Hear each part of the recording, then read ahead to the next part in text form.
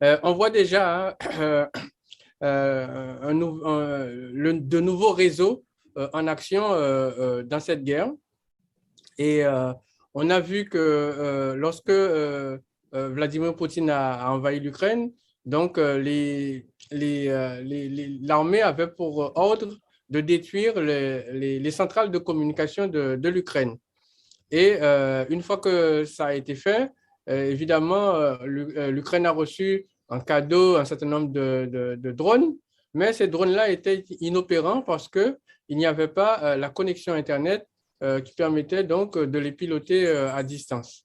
C'est là que les Ukrainiens ont fait la demande à Elon Musk de leur fournir un accès à ce tout nouveau réseau qui s'appelle Starlink. Donc, ce sont des satellites à basse altitude, hein, donc qui permettent de couvrir la planète en Internet très haut débit. Et cet accès au réseau Starlink a été crucial parce que ça a permis à l'Ukraine donc d'activer un réseau, un tout nouveau réseau sur Terre et donc de pouvoir piloter ces drones. Et on a aussi l'arrivée de la 5G qui permet des transferts à très très haut débit que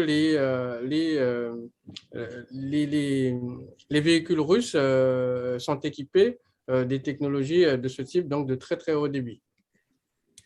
Il y a aussi, nous nous dirigeons aussi vers une nouvelle monnaie. Hein, tout le monde connaît les bitcoins et c'est une sorte de monnaie dématérialisée transnationale donc qui permet des échanges sans laisser de traces parce que tout est dans la blockchain.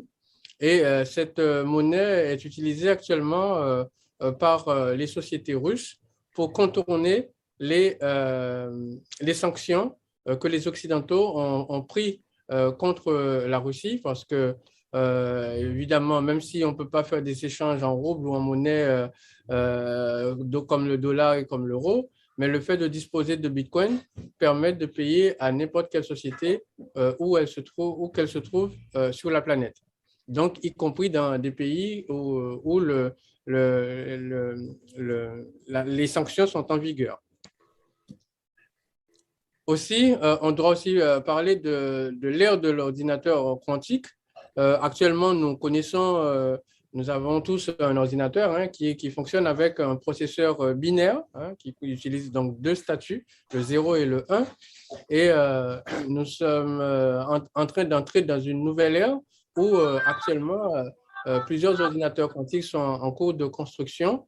Et ces ordinateurs-là ont une puissance phénoménale parce que ils vont pouvoir utiliser trois états. Donc, le 0 et le 1 et les deux états en même temps. C'est quelque chose, c'est un concept assez compliqué à expliquer. Donc, on pourra en revenir sur ce concept dans les questions. Et la Russie, actuellement, est de loin le premier fournisseur de gaz néon. Ce gaz-là, il est donc essentiel dans la gravure fine et les processeurs quantiques sont bien sûr gravés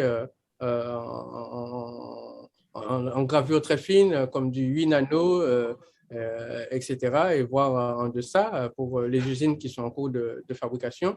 Donc, dans un avenir pas très loin, nous risquons donc d'avoir un parc informatique qui va être complètement renouvelé et qui sera donc composé d'ordinateurs quantiques qui auront une puissance phénoménale, ce qui permettra à l'intelligence artificielle de faire un bond substantiel.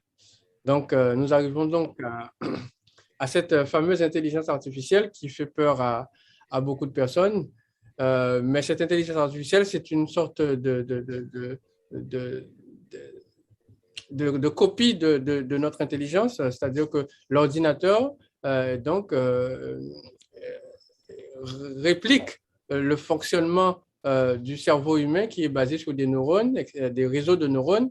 Dans cet ordinateur-là aussi, on crée des réseaux de neurones artificiels donc, qui permettent à l'ordinateur d'apprendre, de comprendre et de prendre des décisions. Et donc, actuellement là, nous avons donc des robots qui sont donc capables d'assister les humains, poser des questions, faire la conversation, etc. y compris jouer contre des humains et même les battre. C'est-à-dire qu'il y a des ordinateurs qui sont capables de battre les plus grands champions en échecs comme Kasparov ou en d'autres jeux comme Othello, etc. Et donc, l'étape qui est crainte est celle où cet ordinateur-là arriverait au point de bascule où elle serait devenue, où il serait devenu conscient et qu'il prendrait le pas sur l'être humain. J'arrive à mes 5 minutes. Donc, il y a aussi une technologie qui est cette technologie nucléaire couplée avec une propulsion atomique qui équipe le missile Satan 2 de la Russie, qui est donc capable de détruire à plusieurs milliers de fois la planète tout entière. Est-ce que cette technologie destructrice mettra la fin à notre civilisation et à notre planète? Nous ne savons pas. La seule chose que je peux vous dire, c'est que Vladimir Poutine a déclaré que le monde sans la Russie ne l'intéresse pas. Donc, autrement dit, si la Russie devait perdre la guerre, c'est tout le monde qui perdrait. Donc, voilà ce que je pouvais dire rapidement, docteur Michel.